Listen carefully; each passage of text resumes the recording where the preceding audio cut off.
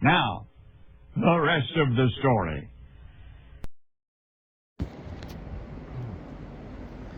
I just got done baling those waterways you guys saw me cutting the other day, and it didn't do too bad. Far cry from what I was hoping it was going to do. I got 30 bales. I mean, it was the bare minimum, and it was, I mean, it's waterway grass essentially. So we had mature and regrowth grass coming up.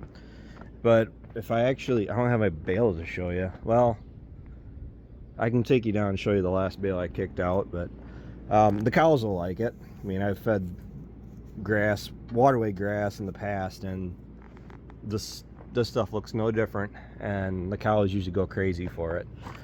Amazing what an air hose will do, because I can go through, I'll get all the chaff and loose stuff cleaned off, I'll run it, I'll get some chain lube on the chains. This guy is not that old. I put that on at the beginning of the season. This baler hasn't done a whole lot of miles on it. I think we're 120. This baler for the year has done about 120, and a poor man's way to take some extra net wrap, because it was kind of touch and go if I was going to have enough anyway. But we haven't gone through. We had so much net wrap from last year. I mean, I had a bunch that I had bought last year that I would have used if I would have had a normal year, and it's not enough to get me through this year. I'm gonna have to go buy some net wrap, but just the fact that we were so short last year that I had 7 rolls of net wrap carried over to this year. So I mean, it hurt not having the hay to sell last year when prices were as nice as they were, but oh well. Try to glass half full that statement. And this baler doesn't get a super duper lot of attention, but for waterways, I would much rather use this setup than using the 569 and the 82, because, well, the 82 is awfully unhandy, like backing up and down waterways, you know, in tight spaces. And when you got the duals in the front, duals in the back, I mean, your turning area just isn't there. I was at least able to do a lot of tight turns with the 76, ride the brakes a little bit, but it does what you need it to do. I mean, I wasn't tearing out row crops by any means, but I don't have a rear view camera on the 569 yet. It's a low-key goal. It's not really high up on the list of things I'm going to focus on right now, but when the 82 is pretty much on the round baler, the heavier round, it's the heavier round baler, because this one isn't as heavy as that one. It's on it from spring till fall, so I mean, otherwise, other than tillage right now going forward, it's going to be used clear up to corn fodder. And having a camera on the back is so nice. I mean, for watching for bales behind you when you're backing up, or fences, or cars when you're on the road. So that's why I wanted to run this. Just handier, and it's amazing how often you do use a camera. But the weather is turning. It's starting to feel a lot more like August, and what I mean by that is the weatherman is being more consistently wrong when it comes to predicting rain. We were supposed to have rain today, and we didn't get anything.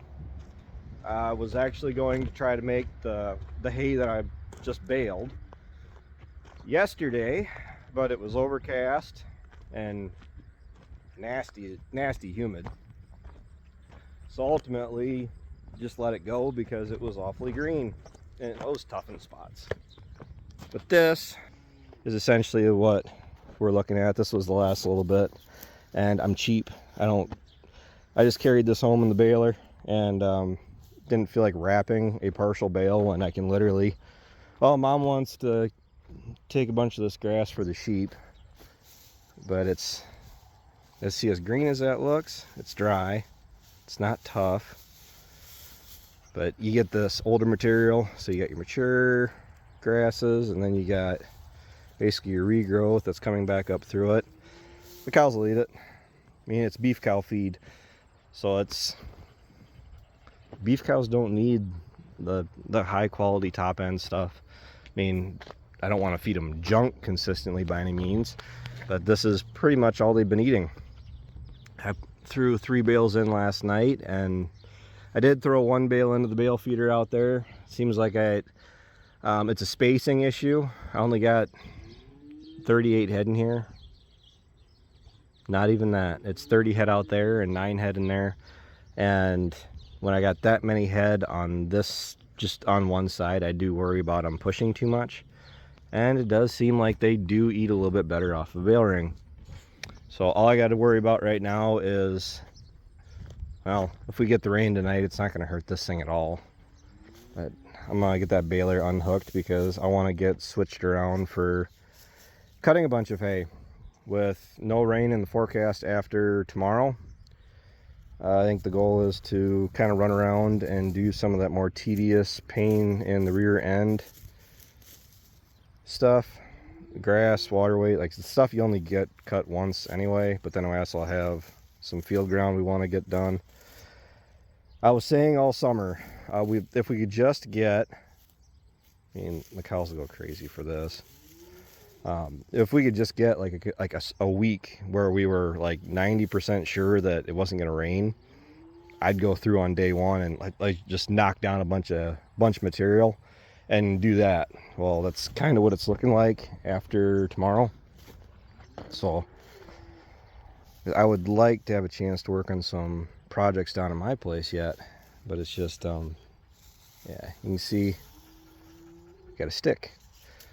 The last little bit that I actually ended up baling was right where all that bulldozing was that we did this spring. So you're gonna have a few bales with like that, which means I would rather feed it to my cows than try shipping it. I mean, when I cut this stuff, it was 100% for cow feed. I mean, I'm happy with it. I mean, I guess it might make me sound or look like a bad rancher, but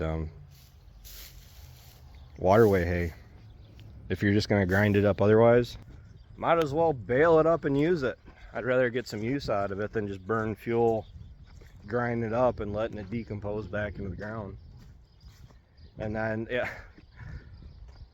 for being August like it is, I mean, we've had a really nasty rainy June, which isn't uncommon. I remember back when we were milking, Grandpa was alive. I do vividly remember at least one year where we didn't cut any first crop until the last week of June. And, you know, quality wasn't exactly the best, but when it rains like it does, where it was raining every other day, you just can't get anything done. Oh, and last thing too, I haven't actually bought any preservative in 2 years. But if you can see, I got just a little bit left, and I was using it. I actually shut it off. Yeah, I'm not going to take this off.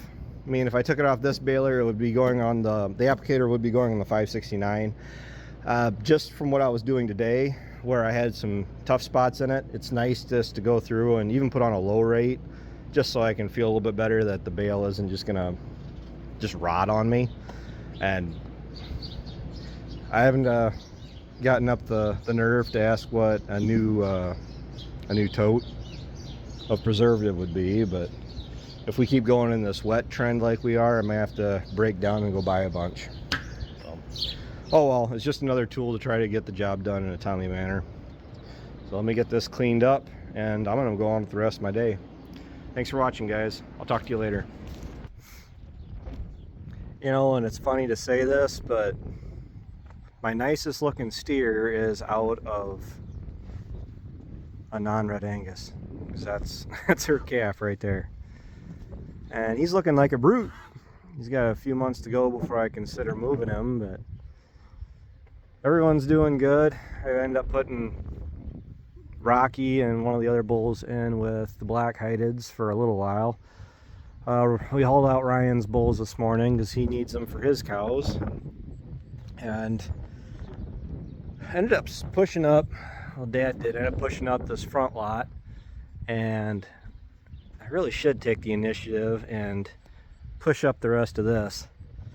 Largely, I'm just trying to get it composted down, because that was the best manure we had last year, was the stuff that was piled up from all summer. I'm not putting as much actual bedding out for them because they've been out on pasture.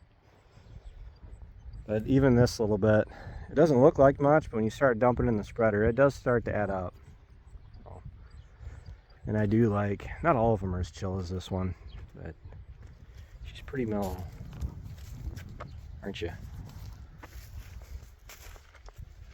Oh well. A guy and his cows, I guess. I haven't actually taken a whole lot of time this summer just to look everybody over. I got older cows that I gotta gradually phase out of the herd. I mean, she's one of them. A bunch more over there, but the calves on creep feed definitely are doing good. So actually, here's one of my, she's a first calf heifer, and you can see she's so much smaller than everybody else. Really, even having a calf on her, she's filled out. They're all mad at me though, because I shut the gate on them. They can't get out to the pasture. Letting them clean up some of this hay I got sitting around and letting them eat on some of the hay over there. They weren't pushing on the fences, but at the same time, they were just to the point where there was nothing there for them to eat. And it'd be okay if they were just out there laying on it, like laying out in the pasture, but I don't want them to grub the pasture down to where it's completely nothing. So I'll give it a little bit of a rest. And I don't know. I like looking at all these red cattle. Nice little black-hided heifer. And the more you walk through your cattle like this, the better, because they tend to be a little bit more relaxed around you. Not perfect, but better. And you say, got a nice little group. Little uneven, but we're in the process of addressing that. So, thanks for watching, guys. Talk to you later.